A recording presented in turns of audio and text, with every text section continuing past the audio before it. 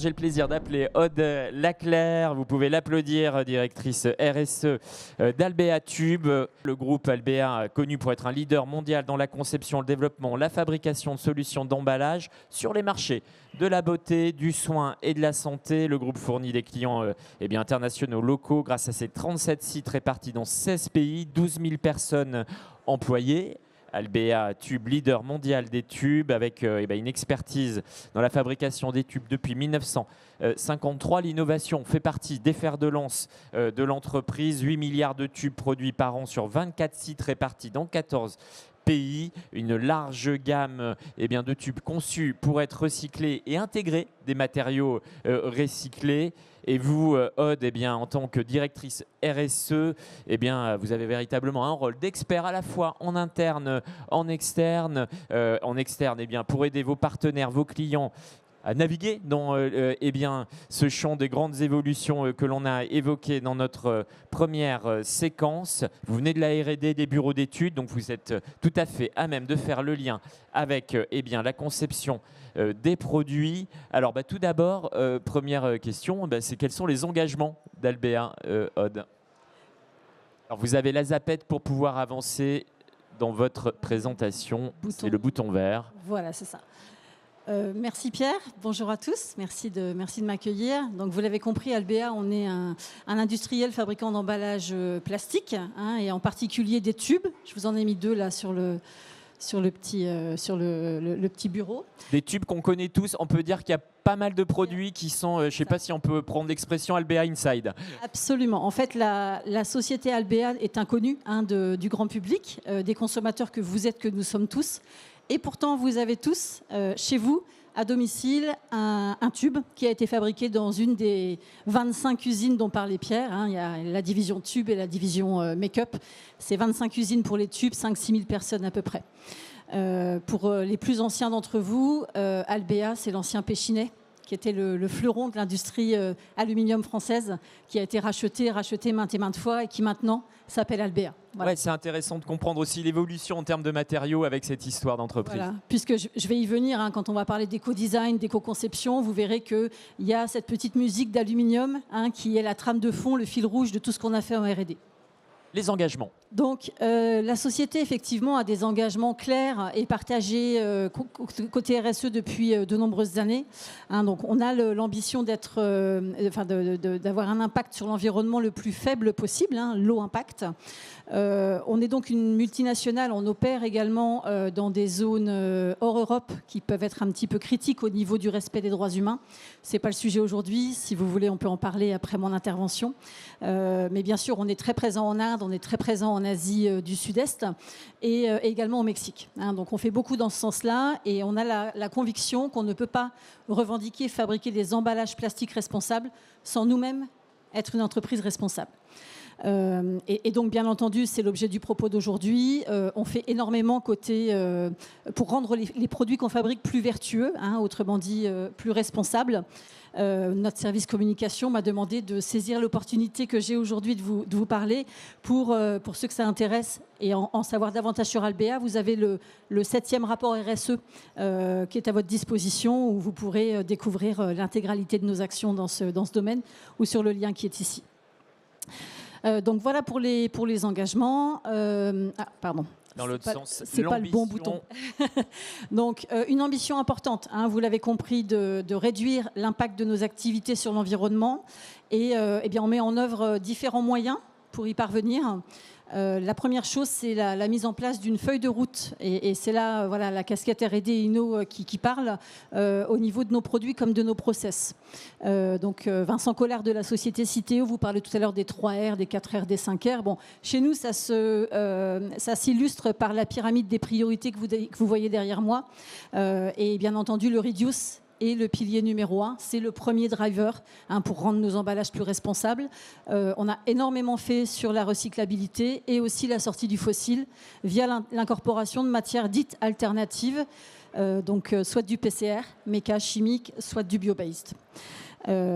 Ensuite, au niveau des moyens pour y parvenir, donc il y a cette énorme feuille de route produit.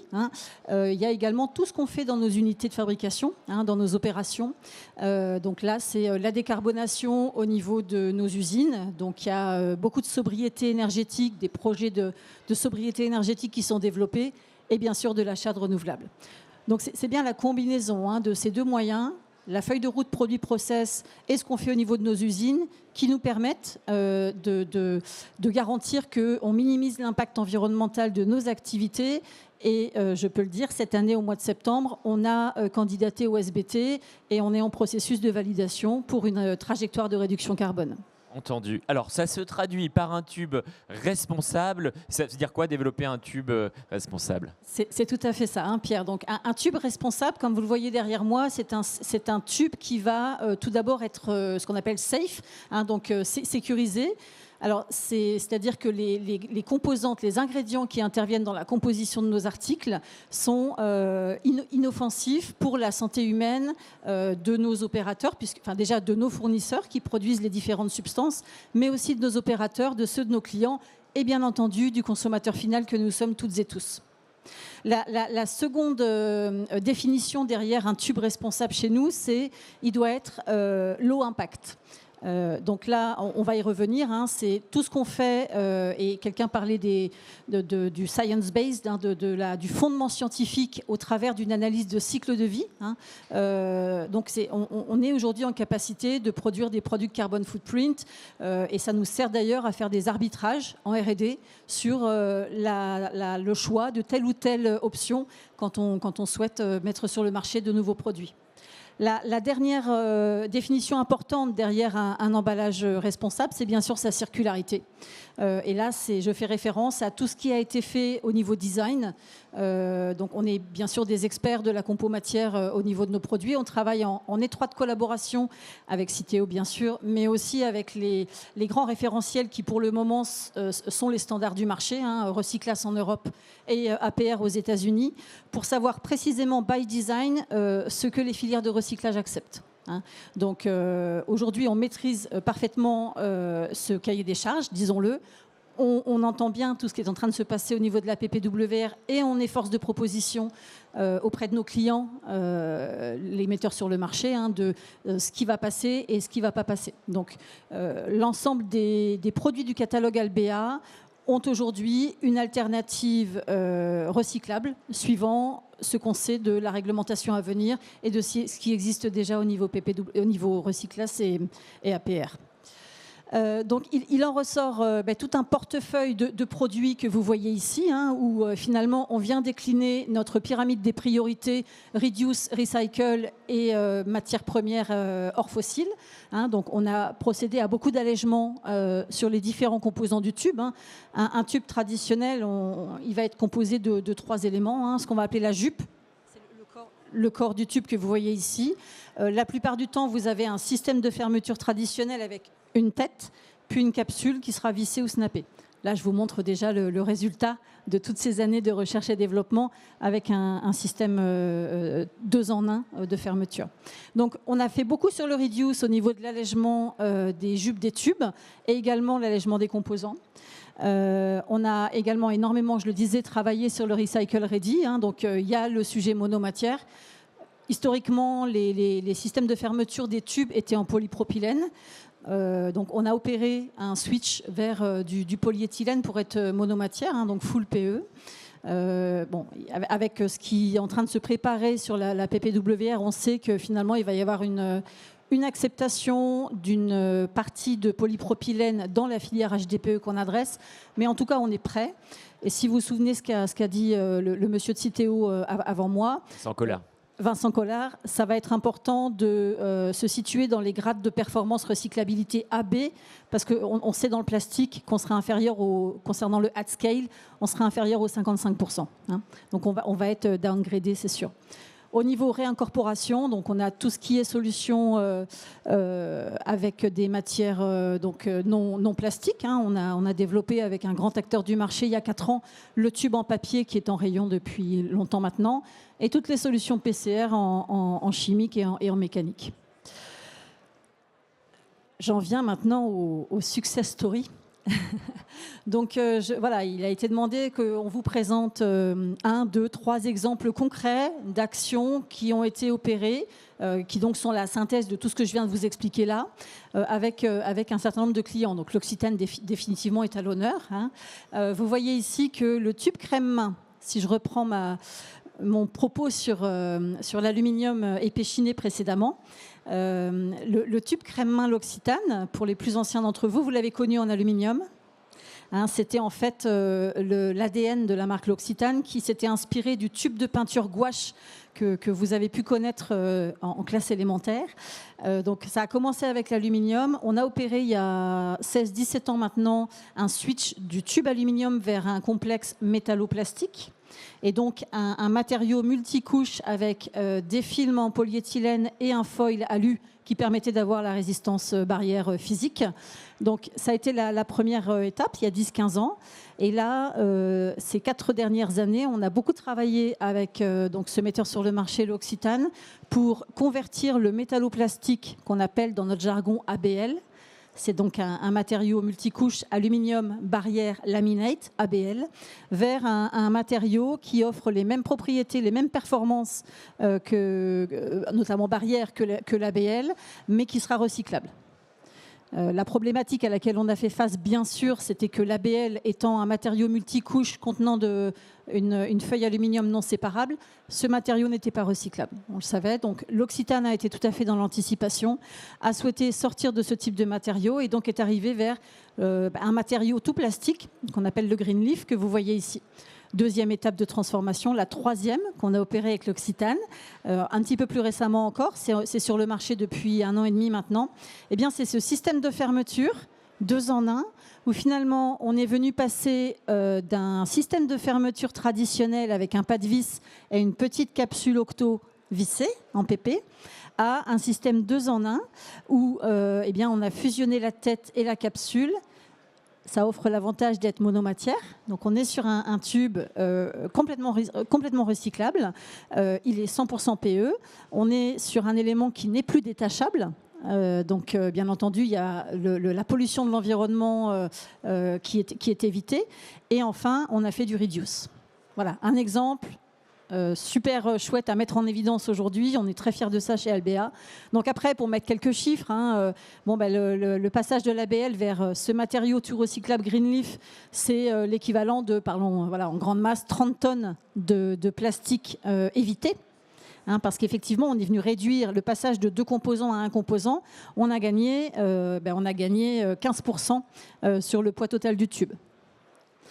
Voilà, et ça c'est sur le reduce. Côté recycle, donc là on a beaucoup travaillé avec les 2 standards internationaux qui sont aujourd'hui existants, donc Recyclas et APR. J'ai pas précisé, pardon, Aude, qu'effectivement vous êtes aussi engagé au sein de Recyclas, ce label qui évalue la compatibilité des emballages plastiques avec l'ensemble de la chaîne de gestion des déchets, surtout évalue la capacité du matériau à être recyclé. Tout à fait, Pierre, tout à fait. Donc on est très très présent auprès de tous les organes qui aujourd'hui font et designent les normes. Donc Vincent Collard parlait du CEN, des LIPSO auprès de la Commission européenne. Donc on est présent à ces réunions, à ces groupes de travail.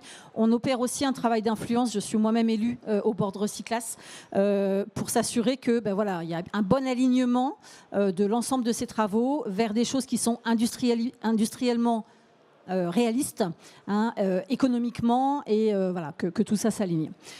Donc voilà pour le premier exemple qu'on souhaitait mettre en évidence. On a 3/4 des tubes qu'on fabrique dans la société Albéa qui, en vérité, sont destinés à l'industrie bucco-dentaire, donc les tubes de dentifrice. Et c'est probablement là où vous avez forcément un des produits faits dans nos usines chez vous. Donc un autre bel exemple, une belle success story avec un grand acteur du marché qui autrefois s'appelait GSK, qui maintenant s'appelle Haleon Personal Care, donc le tube Sensodyne. Ils ont opéré donc la même bascule d'un matériau multicouche avec un foil alu non séparable vers le matériau brandé patenté Albéa, le Green Leaf. Et donc à la fois on a gagné sur le reduce, puisqu'effectivement alors on est à ISO épaisseur. En revanche, le fait qu'on n'ait pas de foil aluminium aluminium, bon, ben voilà, on a une densité matériaux un petit peu différente et on gagne en poids. Donc on a gagné au niveau de l'engagement matière, hein, l'équivalent de 450 tonnes de CO2 équivalent. Voilà, c'est important de mettre en perspective le plastic saving d'un côté et le gain CO2 de l'autre. Et bien entendu, sur la recyclabilité, là encore, on est complètement compliant avec les filières de recyclage actuelles. Voilà, bon, d'autres exemples ici, vous avez le tube SVR que vous connaissez probablement, qui est sur le marché. Hein. Je vous ai mis également un super projet qu'on a fait avec un de nos clients Clarins il y a 3 ans maintenant, pareil. Donc on est venu supprimer la tête, le fileté de la capsule par un système 2 en 1. Et là encore, gain plastique et gain environnemental. Pour finir, donc c'est vrai que procéder à toutes ces opérations éco-design, donc d'allègement et de recyclabilité, ça n'a pas été un chemin, un long fleuve tranquille, on va dire. Bien entendu, donc on a dû faire face à des contraintes, hein, des contraintes techniques importantes. Si je commence par l'allègement, bon, il faut bien comprendre que le fait d'affiner hein, les épaisseurs de jupe, le fait d'alléger considérablement les composants, notamment système de fermeture, ça pose plein de problèmes. Ça pose des problèmes déjà, nous, en fabrication, hein, au niveau processabilité. Ça pose aussi des problématiques de performance mécanique. Et là, je pense à tout ce qui va être... vous imaginez très bien, sur un système de fermeture comme celui-ci, le produit plein qui tombe dans votre salle de bain, on comprend que là, ce composant fait 2,4 g par rapport à un ensemble qui autrefois faisait 10 grammes. Bien entendu, on a une performance mécanique à la chute qui va être un petit peu différente. On a aussi, quand on procède à ces allègements de ce type, ça c'était une petite anecdote que je peux partager avec Aléon et le tube Sensodyne. Quand on a des formules qui sont colorées, hein, le tube de dentifrice notamment avec les 3 bandes là que vous connaissez bien, le fait d'amincir les parois du jupe, parfois on a par transparence la couleur de la formule qui réapparaît. Donc ça fait partie des effets, des contraintes techniques auxquelles on a dû effectivement s'adapter. Il y a bien entendu tout ce qui va être performance physico-chimique. Hein, donc là, ça va être les propriétés barrières, ça va être... Ah, c'est très bien, vous mettez le tube en évidence. Donc ça nécessite de la part des fabricants que nous sommes, de la part des clients que vous êtes peut-être, eh bien de faire des efforts. Hein, donc ça fait partie effectivement des contraintes techniques à adresser. Côté RSE et analyse de cycle de vie, il faut faire attention quand on fait de l'allègement à ne pas reporter les émissions. Je pense que tout le monde ici est conscient qu'à mesure qu'on allège un emballage, donc on parlait de performance mécanique, ça ne vaut pas vraiment le coup si derrière le metteur sur le marché est obligé de remplacer par du suremballage, notamment au niveau du transport. Donc ça fait partie des choses qu'on essaye d'adresser. Et puis la dernière contrainte technique, c'est la perception client. Quand on passe d'un tube comme celui-ci de 500 microns à 350 microns au moins, on a ce qu'on appelle le tube haptics, d'accord ? Donc c'est la main du tube. C'est vrai que ça peut faire... voilà, il y a certains clients qui aiment, qui ont l'impression de ne pas en avoir pour leur argent. Idem pour les systèmes de fermeture, ça peut donner l'impression qu'il y a des éléments manquants.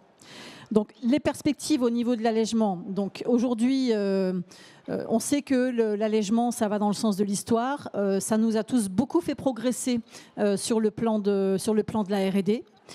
Donc, nous, chez Albéa, on est prêts et on peut accompagner l'intégralité des demandes de nos clients dans ce sens.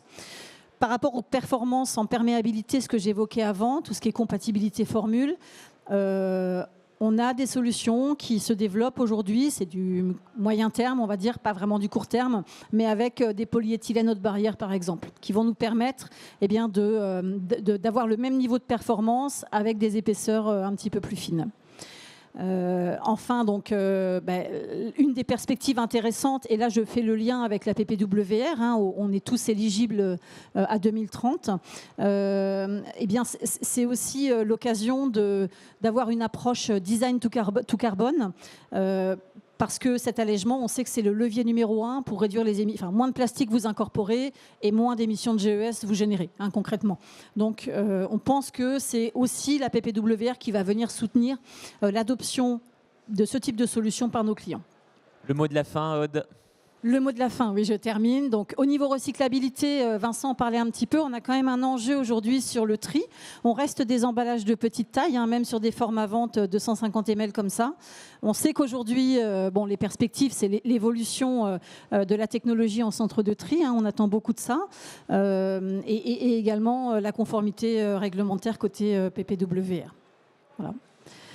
Encore une fois, n'hésitez pas déjà à venir me voir si vous avez des questions. Vous les posez maintenant et également à vous servir si vous voulez en savoir davantage sur ce qu'on fait chez Albéa. Eh bien, merci Aude, vous pouvez l'applaudir pour cette présentation très concrète. On vous en remercie avec des avancées majeures réalisées dans le domaine des tubes. Des questions pour Aude, demande de précision. Est-ce que vous avez une question? N'hésitez pas à vous signaler. Allez, pour lancer les interrogations. On a bien vu qu'effectivement, cette démarche-là s'inscrit dans une démarche globale, RSE, d'évaluation notamment de l'impact environnemental. Est-ce que le taux de restitution fait partie aussi des points clés? Parce qu'on sait évidemment que si on analyse l'impact carbone, c'est la matière qui joue. Alors c'est très vrai en alimentaire, mais c'est aussi vrai évidemment dans le domaine qui vous occupe. Du coup, comment on fait la combinaison entre ces enjeux-là? Vous avez raison, ça fait partie notamment au niveau de la performance en recyclabilité des attendus du cahier des charges Recyclas et APR. Alors, nous, on est des fabricants d'emballage. Hein. Notre mandat, c'est de protéger la formule, c'est de contenir la formule du client et de rendre cette formule désirable à travers des looks, etc. Ceci dit, à travers l'éco-design qu'on est appelé à réaliser, notamment ce type de système de fermeture, voilà, on peut être confronté à des problématiques de taux de restitution formule parce que on est sur des composants hyper fins, hein, hyper allégés. Et en fait, pour des raisons de processabilité, d'injectabilité et de performance, ouverture, fermeture, on est quand même obligé de renforcer un petit peu. Et ça peut se traduire par des petites chambres de rétention au niveau de la formule qui pourraient venir malheureusement s'inscrire dans donc je crois que c'est 87% le minimum de taux de restitution attendu pour que le pack soit considéré comme recyclable. Donc c'est un point qu'on connaît. Techniquement, on le maîtrise dans la limite de la viscosité formule qui, bien sûr, n'est pas de notre ressort. Hein.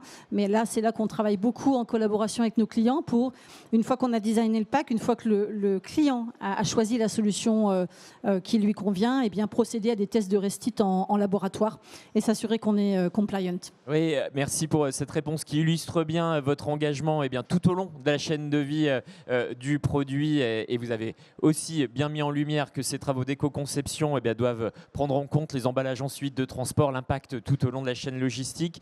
On a le temps pour une question si vous avez une demande de précision. Si ce n'est pas le cas, c'était parfaitement clair. Merci à vous.